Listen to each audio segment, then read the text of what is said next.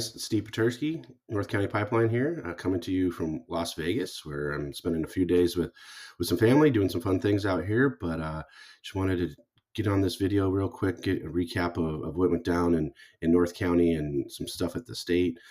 So we'll just get kind of right into it. A couple big school issues over in San Marcos and Vista, and in San Marcos really kind of got people divided and speaking out at a recent Board of Trustees meeting over a resolution for safe spaces.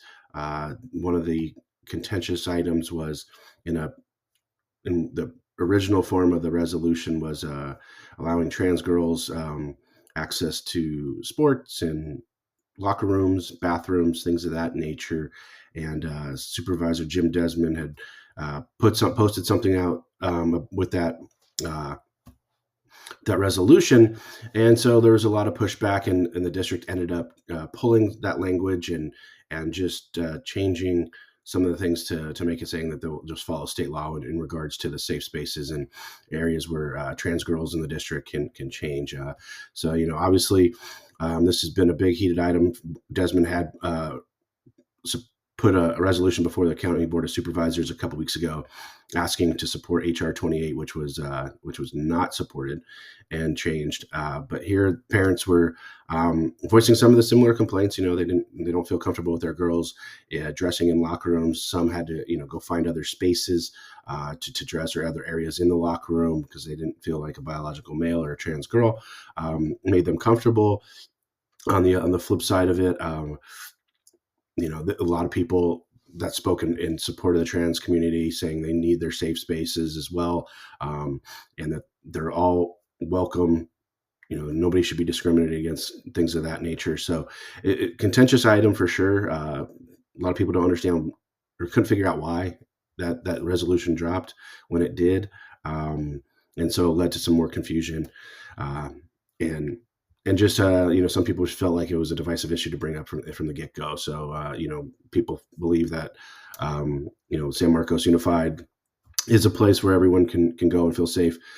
So there didn't really need to be this resolution, while others felt, cementing it in the resolution, would kind of make it, finalize it, and make sure that they're communicating to the students that, everyone is of value, things of that nature. Over in Vista, parents, were earlier this month really shocked when the district communicated to parents that they will be putting menstrual products and dispensers in all boys bathrooms from grade 3 through 5, and I think through 12th grade as well. There's a state law that requires it. Not all bathrooms, but at least one boys bathroom, which led to many people being totally confused about why it even needs to be in a boys' bathroom. The district told students, they went from classroom to classroom telling the kids that, hey, here's the deal, that you'll basically not have to ever use these products. And, so go talk to your parents, which seems like an odd tactic, but that's what they did. The kids who were pulled from that and then had conversations with their parents, it was the puberty talk was one of the complaints, was that was forced upon parents earlier than they would have liked, especially with their boys. As far as, the excuse or the explanation is, if girls' bathroom runs out of products, they can go to a boys' bathroom. A lot of people I spoke with just disagreed with that wholeheartedly, said they would either send them to another girl's bathroom, to the all-gender bathroom, or to the nurse's office, but not a boys' bathroom.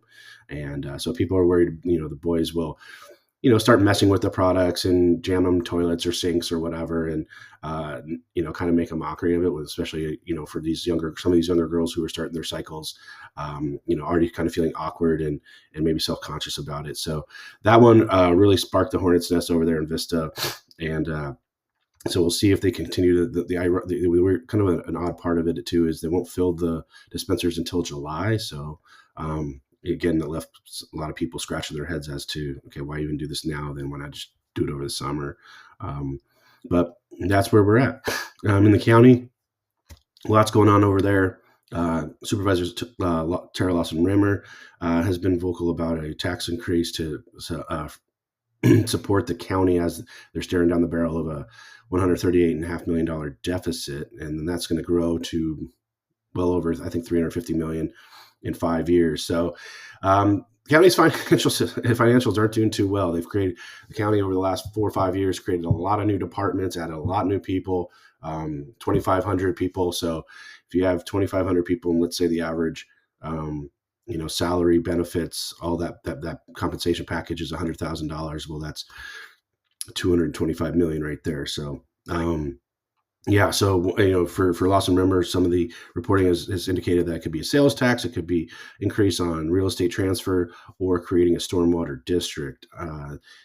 Voters did just beat down a tax measure, half-cent tax measure for transportation countywide. So I don't know what the appetite is going to be for something like this. So we'll have to see. Maybe the county will come back and look at things inward and either departments or areas to cut from first before going with the tax increase. But and then it'll also probably depend on if they hire a consultant. Then that report won't come back till August. By then we'll have the fifth supervisor, so we'll see what the appetite is there for the whole board. Also, the county supervisor or former supervisor Nathan Fletcher sued by 2 people for not refunding or using his campaign funds for his legal defense. So he being sued by a former MTS employee for sexual harassment, and that's obviously made headlines for a couple of years now. And he's burned through about $1.1 million in his Senate campaign fund. There have been a lot of questions whether that's legal or not, since it's you have to use the funds for your campaign. Obviously, he's not campaigning. His political career is all but over. So there's a new suit claiming that that it's in violation of those laws. So we'll see where that goes. Interesting times there. Never a dull moment with that case. And then finally, today's story, we got an energy battle up in Sacramento. Rate increases continue to happen, and the legislature is going to take action, apparently. This is we kind of talked about it too. So this is the CPUC and some others, and the California Energy Commission testified in front of the legislature. CPUC dropped a 38-page report about it. And some things that they can try to do to take pressure off of the ratepayers. Some of the legislators think it's just money grubbing, investor-owned utilities just wanting to increase your rates. They obviously don't know really the intricacies of what the energy industry or sector is like. It's very complex, so it's not just, hey, yeah, we're going to do this because we want to stick it to people. There are a lot of things that the legislature has already done over the last 20 years that have put us in this position. One of them is utility companies aren't allowed to build new generation plants, and what you get with generation, with them owning that, is economies of scale and amortization. So the cost of that power plant goes down over time. What they have to do now is, because of all these mandates that you're buying solar, buying wind, all this stuff. As reported last week, the Ivanpah facility out by on the way to Vegas is shutting down, and that electricity is 5 times market rate. So when you're buying solar and you have to have these backup sources of generation as well, those are bought on the spot market. Those are always going to be higher. You have other issues too, like the rooftop solar program, which is also known as net energy metering. There's a cost shift there. So that means that people who don't have solar panels are subsidizing the 15% of the population that does, and that accounts for $8.4 billion just last year. That doesn't go toward grid management or lowering rates or anything like that.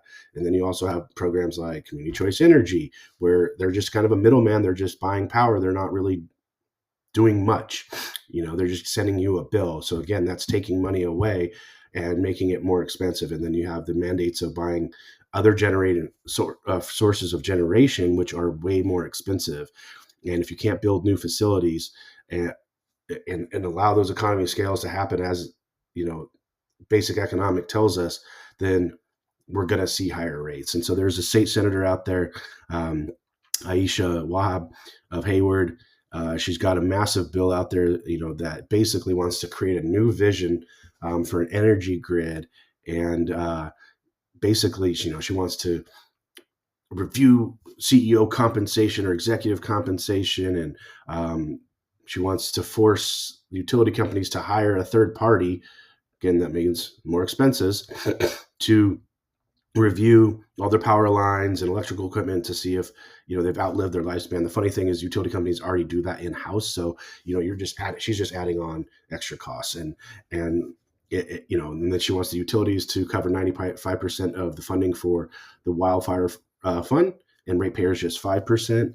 She doesn't, in her bill, in her statements, I should say, she's like, I don't know what they do. Have they hardened anything? Well, up in PG&E territory, they haven't been able to harden because environmentalists, residents saying, we don't want you cutting trees and mowing grass and all that kind of stuff, which leads them to, puts them between a rock and a hard place. Down here in San Diego, SCDG doesn't care.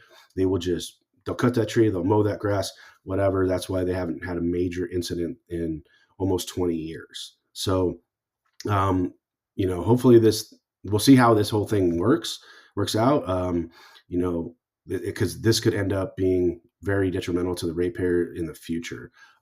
Another kind of funny thing is the California Solar and Storage Association complained that there was out of control spending on grid infrastructure. You want to spend on your grid. We need to update it. It's well known that a lot of these things are old and need to be replaced. Substations, poles, lines, all that stuff. So, I think a ratepayer is okay with them spending on the grid infrastructure to make it more secure, reliable, and safer. So we'll see what that bill goes. That will be an interesting one. That'll be a heck of a fight between the utilities and those who think the utilities are just trying to money grab.